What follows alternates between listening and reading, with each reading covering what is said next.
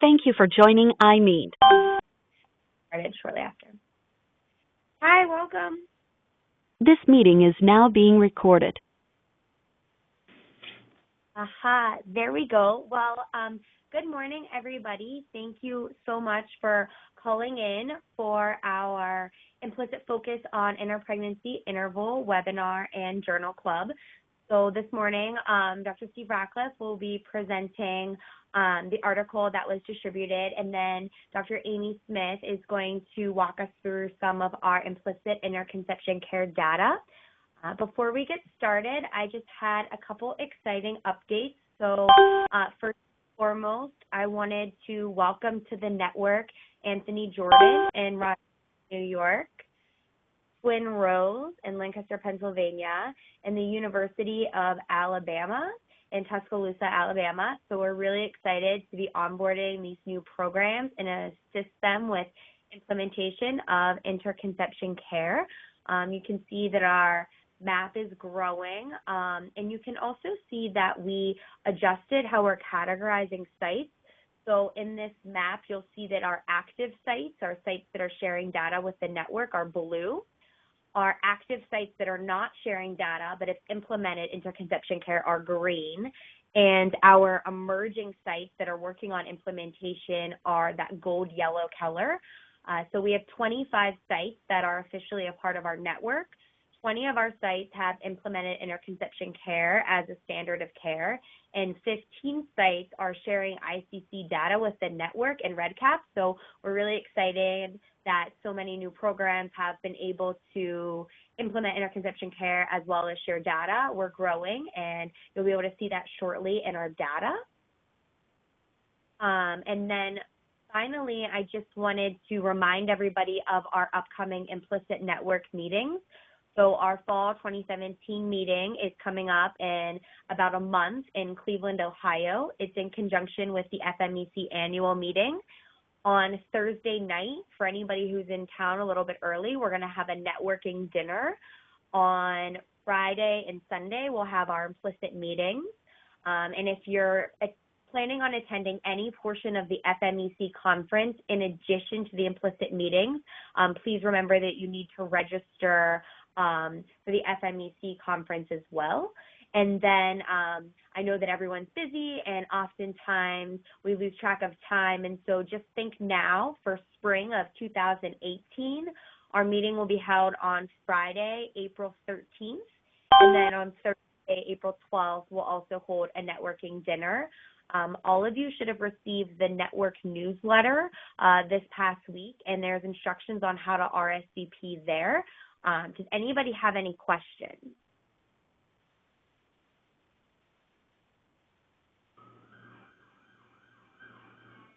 Great. Okay, so then moving forward for our Implicit Focus on Interpregnancy Interval webinar and journal club, I would like to introduce Steve Ratcliffe. So Steve was one of the founding directors of the Implicit Network more than a decade ago. He is in Lancaster, Pennsylvania, and he also serves on the Implicit Leadership Council. So I'm going to pass control over to Dr. Ratcliffe. Right. Well, good morning, everybody, or good afternoon, depending where you are. Short interpregnancy interval has been a variable that people looking at prematurity prevention have been focused on for quite some time. And until very recently, most of the studies looking at short IPI as an independent risk factor for prematurity really came out of the last century in the 1980s and 1990s. So the lack of contemporaneous data prompted the CDC in 2015 to say, we really need to look at this again. Is it really an independent risk factor and that may play a causative role with prematurity or not, because it's a very important part of the counseling recommendations that you give to people. When we started the Implicit Network in 2004, and we were focused primarily on prematurity and pregnancy, we did a lot of work, thanks to Wendy Barr, about the whole thing about family planning during pregnancy, so that women would have a reproductive plan by the 3rd trimester and then leading up to the first postpartum visit. Little did we know in 2004 that that would become a major focus of the implicit interconception care model, but it certainly has. Enter a paper that we reviewed rather briefly at the meeting in April this year in Lancaster, and it was by Hanley et al. In OBGYN, and a retrospective cohort of 38,000 women in British Columbia, Canada, between 2000 and 2015. And they used the traditional way of analyzing things by just looking at cohort of women and linking it to subsequent pregnancies and looking at the interpregnancy interval and to see how it correlated to risk of prematurity. So we looked at this, and this showed what we have seen over and over again, that, moving on to the next slide, using traditional unmatched design, that when you had a short IPI, particularly less than 6 months after delivery, had a prematurity rate of nearly 13%. The 18 to 24 month has been identified as probably the optimal time to aim at another conception, and it's used as a reference range. And if you look at the slide, basically there was a relative risk 50% greater with that short interpregnancy interval. That's what we've been using, and everything looked good. But then they decided, let's look at it differently. Let's look at women in successive pregnancies, using them as their own historical control. And therefore, instead of looking at women in aggregate, you could look at women that have genetic, psychosocial, other psychosocial comorbidities that would increase their risk. And when you look at women, it's called within women matched analysis. And they actually saw, using that design, that there was no increased risk of having subsequent preterm birth. With the odds ratio was 0.85, and actually I put off that urgent page there. It actually showed that there is maybe a slight beneficial effect with the odds ratio of 0.885. That when they did the women within women analysis, they did show that women in their subsequent pregnancy had an increased incidence of GDM, gestational diabetes, increased incidence of maternal obesity, which is related to increased risk of gestational diabetes. So, we talked about that and said this really calls into question something that we have thought was a definite risk factor. So there's another article that we're going to take a look at today that uses some similar methodologies, and let's see what it comes up with. And that's and first of all, the summary limitations on the article that I've just given you a very brief summary about.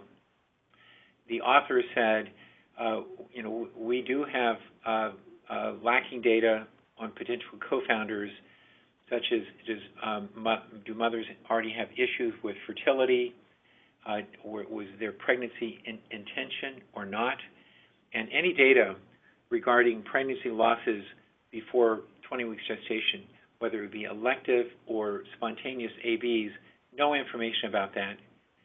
They also had very small number of women that had 3 or more successful deliveries, and they thought that they couldn't generalize these results to developing countries.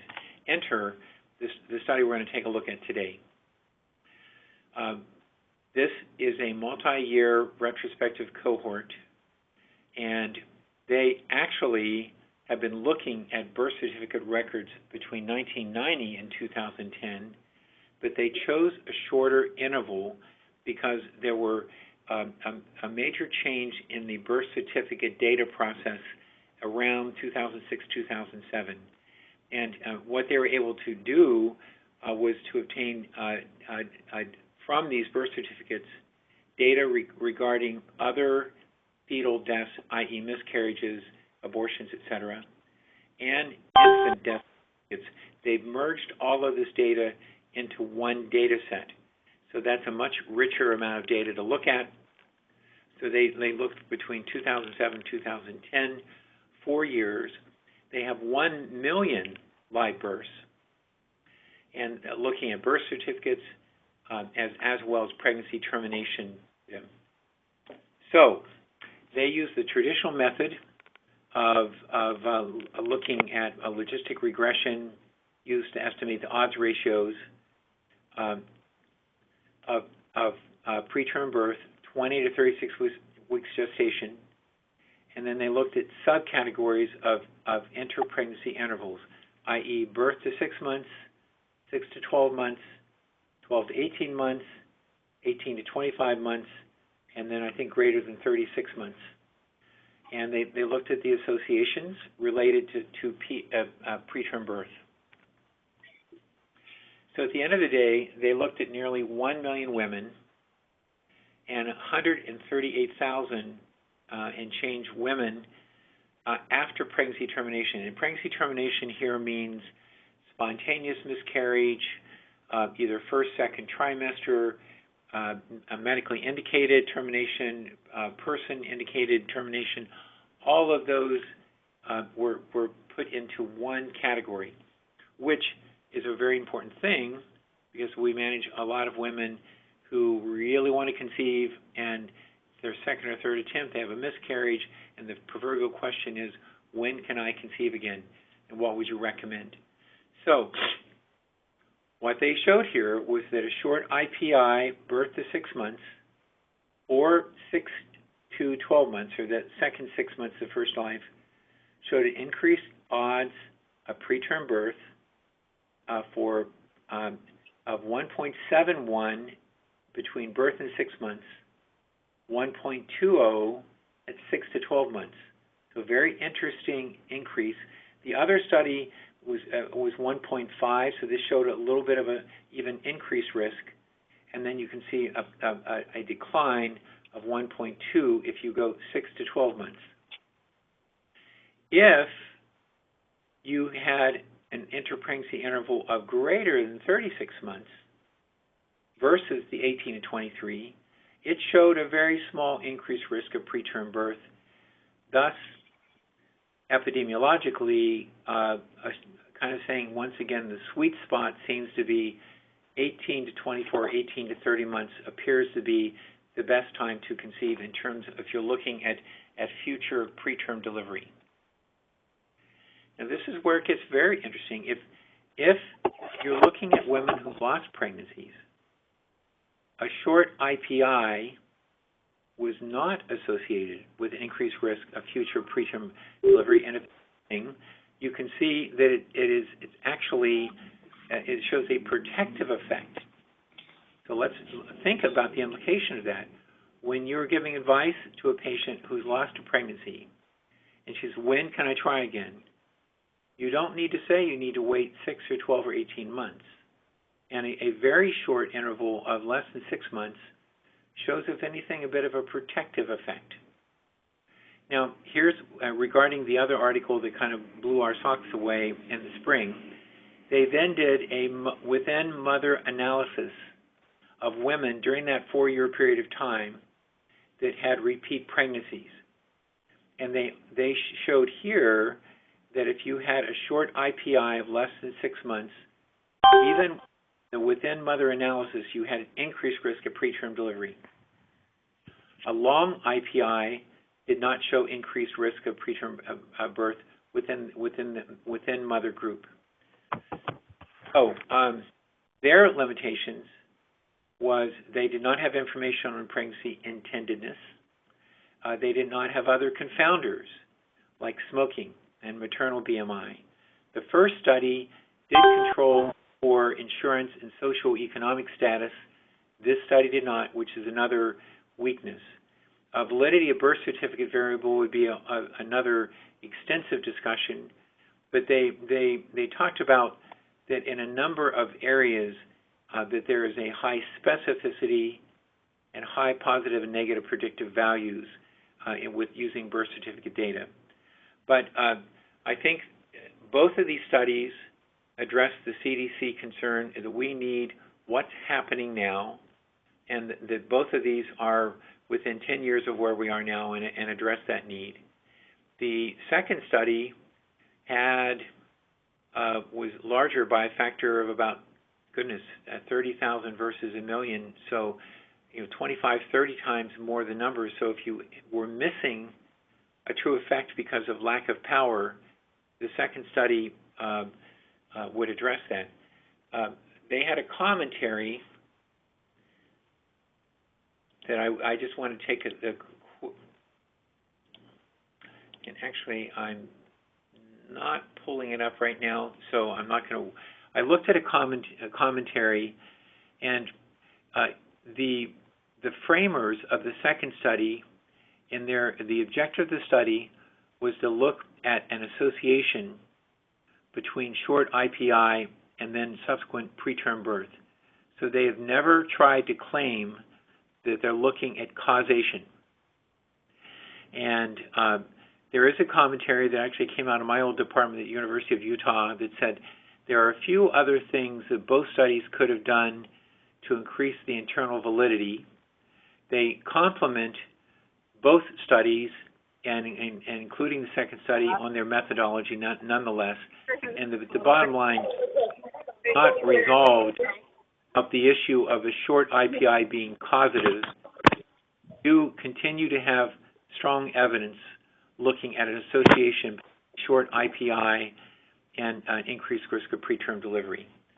So with that, I am going to turn things over to Amy. And Jess, if you can switch the control to Amy, that would be great.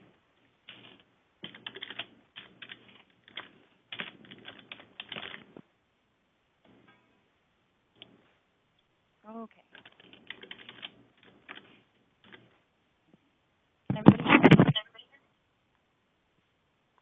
Yes. Okay.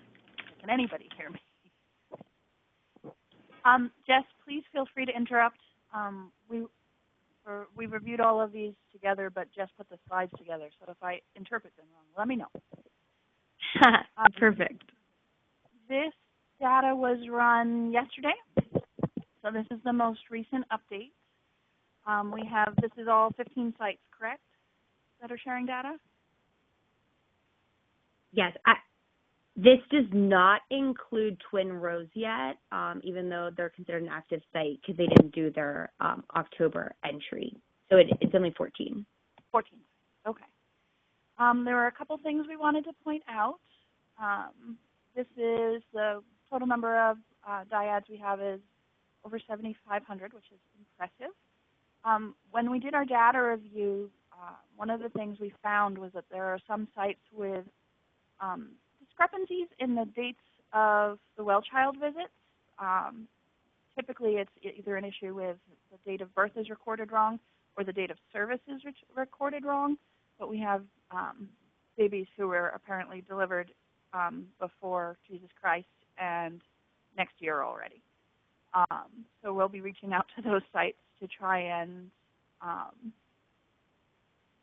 fix the issues.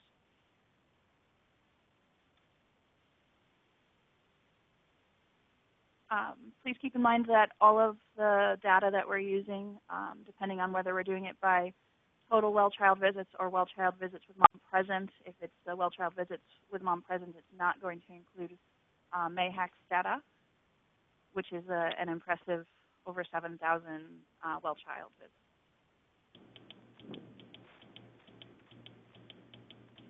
And then some of our sites have very impressive screening rates.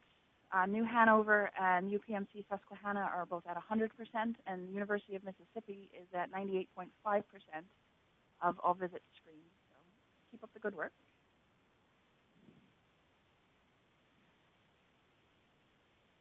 Some of our sites, myself and MAHAC, have a lot of visits that are only partial ICCs recorded, I know at Mid-Hudson, the majority of those are unfortunately the contraception piece. So that is something to work on improving.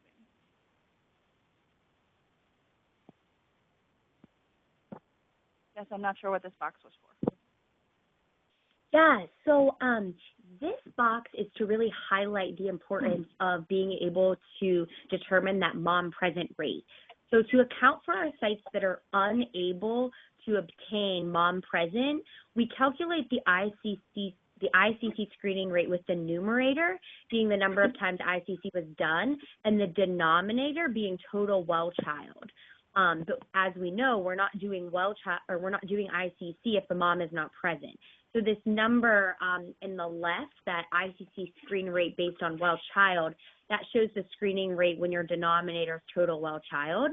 But then when you look at the denominator with the total well child mom present, you see that our screening rates are much greater because we're only screening if mom is there. And so this just was a example of why it's so important that we're able to obtain those two numbers, total well child as well as well child mom present, and how much it does impact the screening rate when we calculate it the two different ways.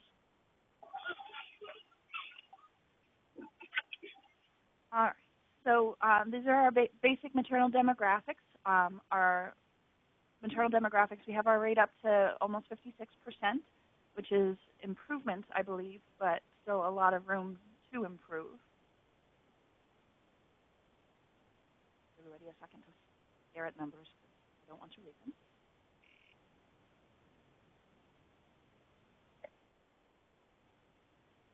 All right. These are our numbers for contraceptive screening and intervention.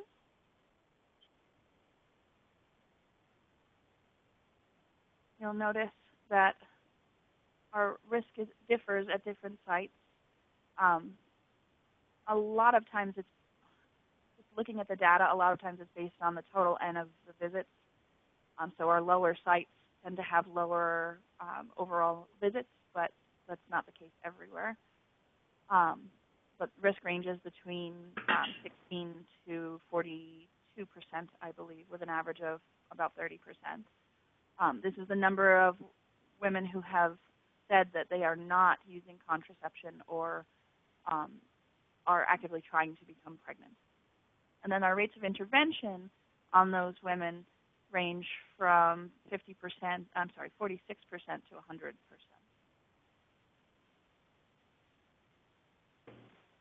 Okay, did I hit the wrong button, Jess? Are you trying to go to the next slide? I was, and then I zoomed out. Hold on. There we Okay, go. I moved you to the next slide. Oh, got it. There you go. Some of our sites are intervening at only about half the visits, which is a very good place to work on improvement. And double check, making sure everybody's workflows at the sites have a built-in what to do if mom says she's not using contraception would be a good thing to address at those sites.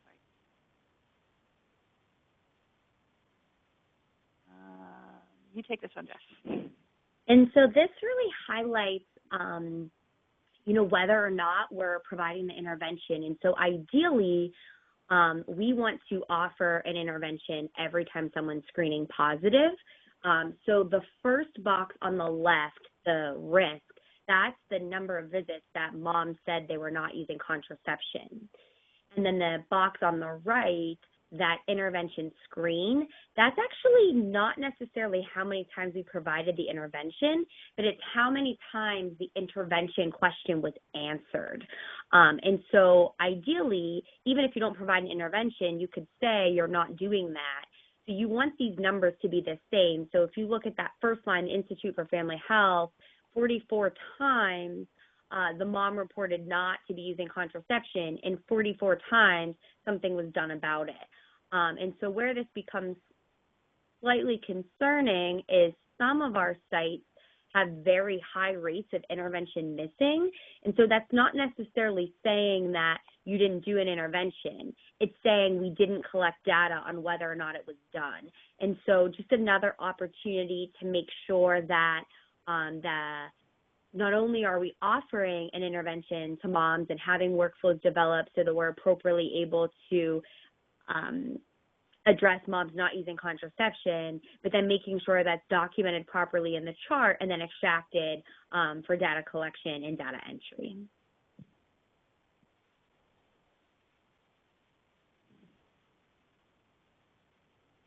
All right.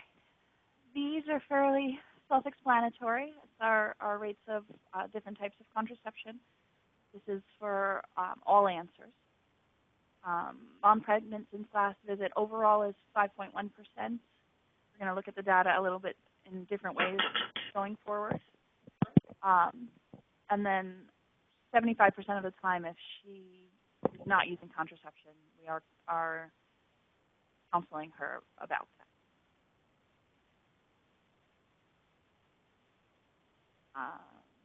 We have this broken down by the darker purple is, I believe, LARC and permanent. Moderate to least effective is all others. And none and mother is pregnant. So this darker, you need different colors, Jeff. The lilac-y purple. You can use the tools up in the upper right-hand corner. So talking about this dark purple. Yeah, these are the good ones. And then the ones at the bottom, the none is what I'm looking at. That's our area for improvement.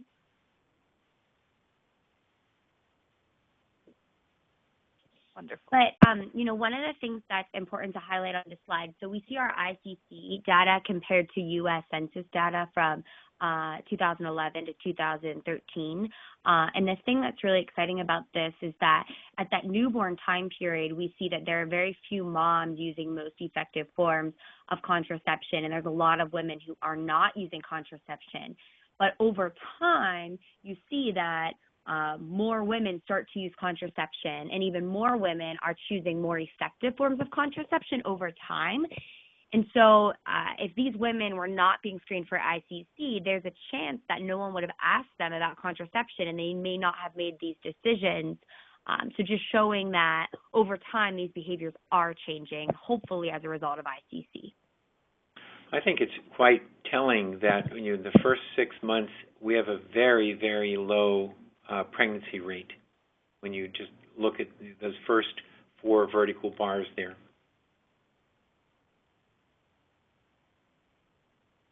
Correct.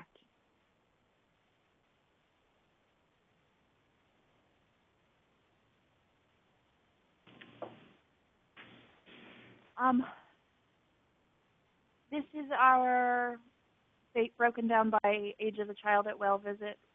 Was an intervention done? And you'll notice that our rates of intervention seem to drop over time, which if we're, we should still certainly counsel, but as Dr. Ratcliffe just pointed out, having the pregnancy between the 18 and 24-month range is really beneficial if they want another. This is our cumulative % of moms pregnant by age of child at visit.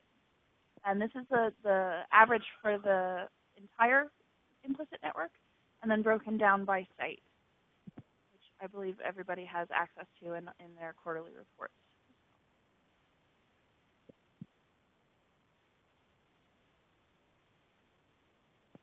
This is where it starts to get interesting. We started looking at the data differently a couple months ago, and we started breaking down all of the different implementations by education, race, ethnicity.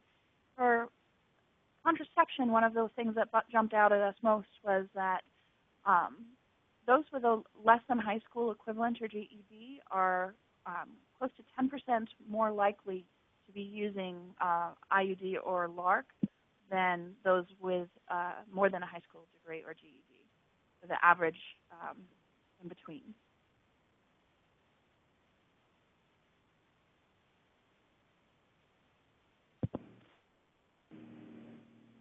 This tends to follow by age as well, which I guess is a slide or two forward. But insurance type as well, you'll see self-pay is much less likely to be using anything that costs more money, and much less likely to be using birth control overall. So their no contraception rate is 36%, whereas the next highest is 29%, and that's the unknown group. Things to keep in mind. Maternal age as well. So those less than 17 and 18 to 24 are much more likely to be using an IUD or Nexplanon, although our LARC rates are still much higher than the national as well. This is very much in keeping with the national recommendations in terms of really, particularly using LARC for teenagers. So it's frankly pretty good news.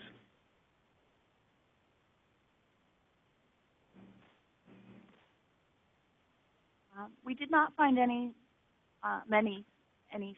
statistically significant discrepancies between race and ethnicity and contraceptive type.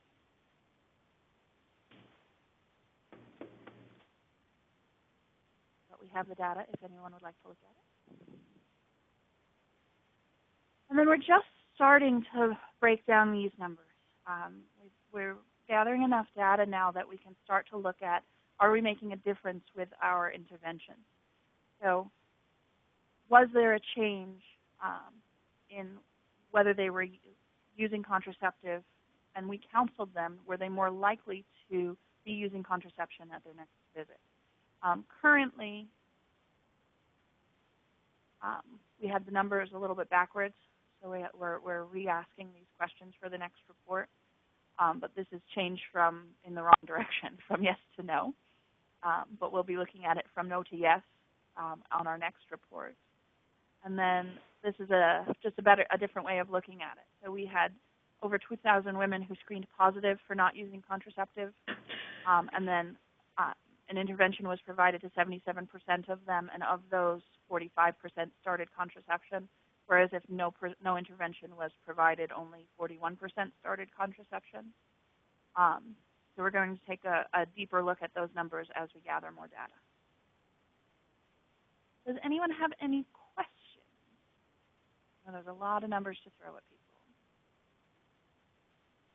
Amy, can we just go back to the other slide, and with the discussion, we can just look at this. This one? It's a fair amount to absorb in terms of the thought process.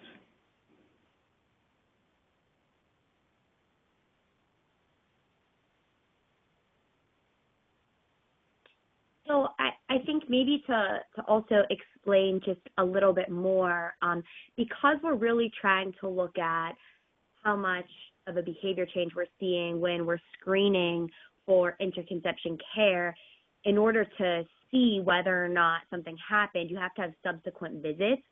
So you notice that in some of the previous slides, we'd screened many women, and there was essentially, 15,000 visits. At one point, there was approximately 4,000 visits where we were providing an intervention. But that number drops to about 2,000 visits when you look at who screened negative and then had a subsequent visit. So one of the importance of screening at every visit every time is that you have more touches with a woman, more opportunity to ask these questions. And so at about 2,000 times, we know that somebody screened negative for using contraception and then had a subsequent screening. And then that's when you're able to break it down to whether or not the intervention was provided. And then from there, did they report using contraception at a later visit?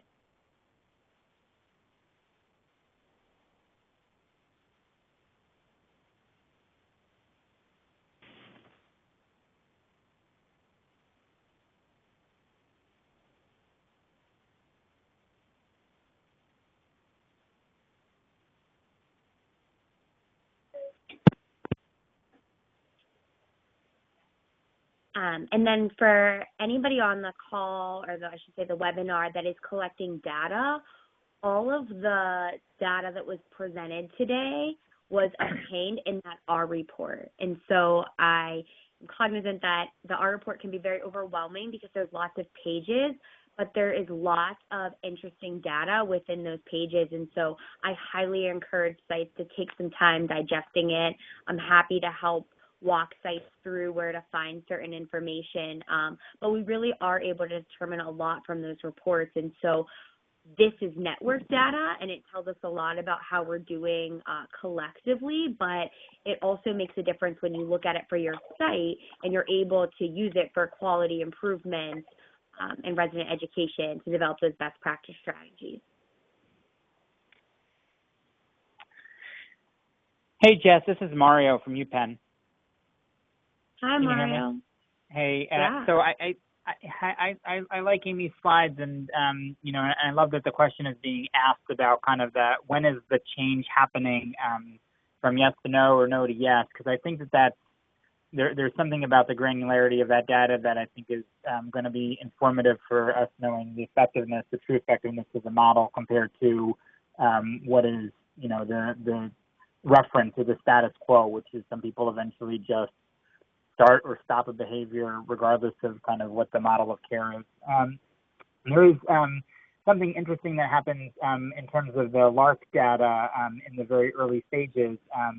You know, the slide, I'm not looking at the computer anymore, but the you know, the first bar graph with the many different colors of lilac of a perfect gradient, and the dark purple, which is very low for LARC in the at the newborn visit, but then, you know, grows to the 2-month visit. And I think you know, that just makes sense in hospital systems where you're not doing immediate postpartum LARC like Nexplanon or IUDs in the hospital. You're not going to get that generally until, you know, 6 weeks postpartum or until you know, the child, and we're collecting that data at the 2-month visit, right? So so something happened at the 6-week postpartum visit, and we're, you know, collecting that data at the 2-month visit. I think it might be interesting to look at, you know, for the sites that do a 1-month intervention, you know, that do a 1-month well-child visit and do a screening and intervention there, to look at those sites more closely and figure out who is where and how is the no to yes switching, because we believe that counseling is happening as part of prenatal care, interpartum care, and immediate postpartum care, and then something is happening that we get a likable number, you know, by the time somebody is at their, you know, 2-month or 4-month well-child visit, and I just wonder if that's something that somebody could look at, you know, a little specifically to you know, sort that out, and find out what is it about that intervention or the timing that's working there.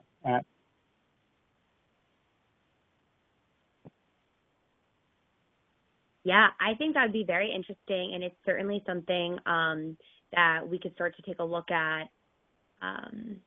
Like Amy mentioned, we're just starting to look at how to draw some more conclusions from some of this data, and so I appreciate any and all suggestions like that as to how we could look at it to kind of translate that to meaningful use. So we can definitely work on that.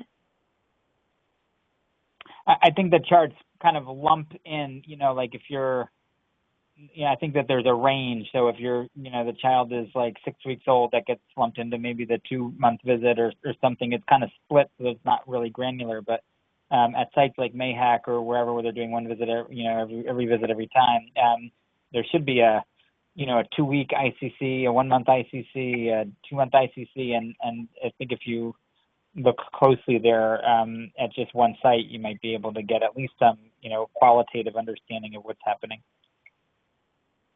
Definitely, and you are correct that we lump visits together. So anything less than 2 months is considered that newborn, which it potentially is not the newborn if it was actually a 1 month. So we could definitely break that out for a little bit more detail.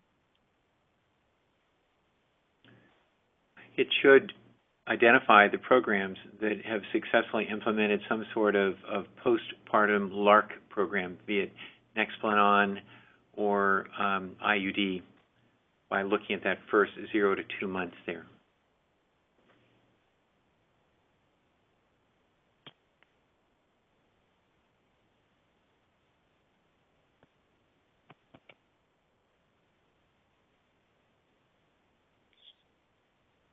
Excellent. Any other thoughts, comments, feedback about the articles that kind of started this webinar in Journal Club, some of the data, the ways we're starting to look at the data?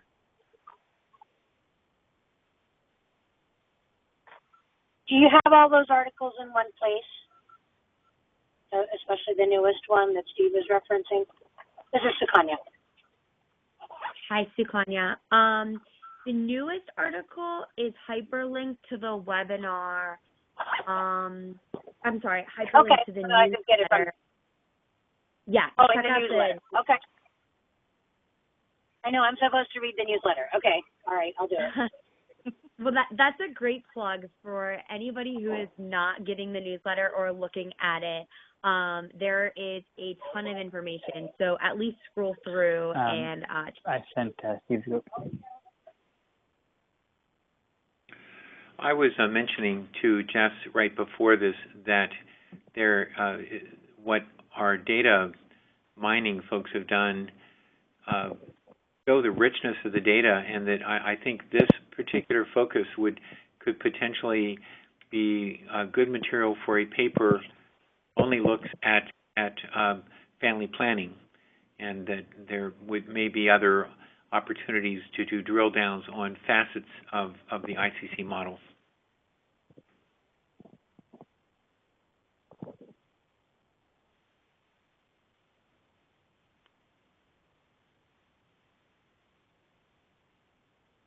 And this particular webinar focused on contraception data and interpregnancy interval, but the network does have a submission to NAPCRG. It was accepted as an oral presentation that focuses on multivitamins, and so we're taking a really interesting look at multivitamins, and that's certainly something that we could present for the next webinar. So continuing to look at these risk factors, digesting the data, looking at it in different ways. And if anybody is interested in doing that, certainly let us know. We're always looking for collaborators, people to kind of take it on, and then allow scholarly activity to evolve from it.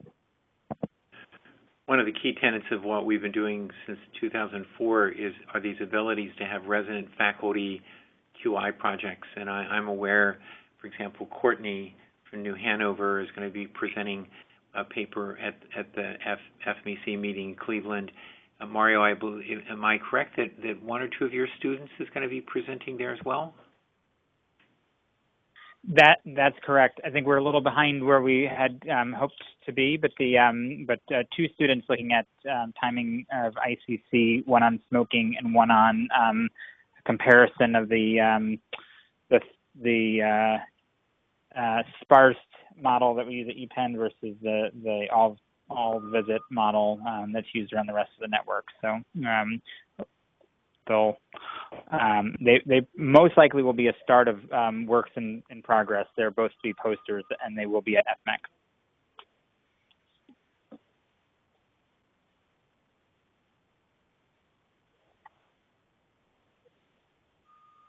Who else coming to FMEC? I forgot now if you talked about that.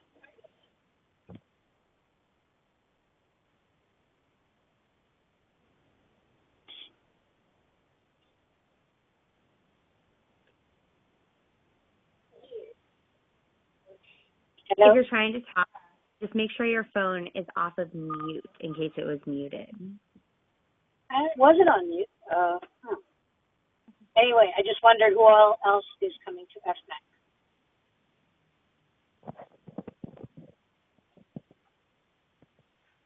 This is Well, Amy. Sukanya, I raised my hand here. Oh, that's helpful. I will be there. Okay, that's good. That'll be good. I think Friday morning we have meetings, right? I'll be there. Yep. Yeah, so the network has a dinner Thursday night at 7 for anybody who is able to be there. Certainly not mandatory, just an opportunity for everybody to get together. And then our more formal meetings will be Friday morning from 8 to noon, and then Sunday from 9:30 to noon. And then there are, as you heard, lots of ICC-related submissions. So I highly recommend taking a look in the program, and we'll certainly try to highlight those during our meeting on Friday so people can make plans to attend if they're interested. I just wanted to see if Dolores Smith, who I believe is on this call, the State Director, Martyrdines in Pennsylvania. Dolores, do you have any updates for us? I don't, but I'm always, I'm jotting down notes, and I'm always so deeply touched by all of you, who you are and what it is you bring to women's health and family health. It's just amazing the work you do. So kudos to you. We couldn't do it without you, my dear. No, I'm sure you would have done it without me, but I'm glad to be along for the ride. It's a wonderful, exciting journey. I appreciate you all very much.